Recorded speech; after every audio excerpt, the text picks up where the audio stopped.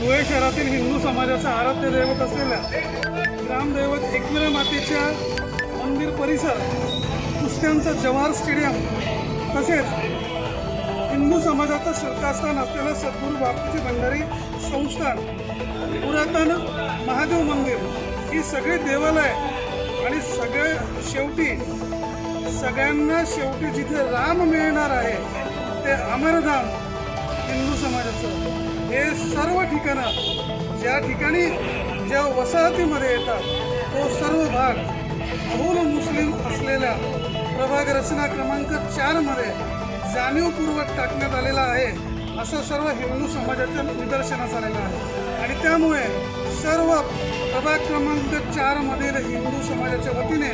आज महापालिका आयुक्तांना निवेदन देण्यासाठी, तक्रार करण्यासाठी, हरकत घेण्यासाठी सर्व माता भगिनी आणि सर्व धार्मिक संस्थांचे प्रमुख, मठाधिपती आणि विश्व हिंदू परिषदेचे कार्यकर्ते या ठिकाणी महापालिकेत आलेलो आहोत। प्रभाग क्रमांक 4 मधून हा संवेदनशील परिसर असताना आणि त्या परिसराला दंगलीची एक मोठी काळी झालर असताना तिथून क्वचित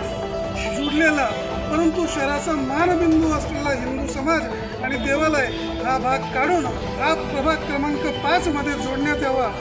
असे न केल्यास शहरामध्ये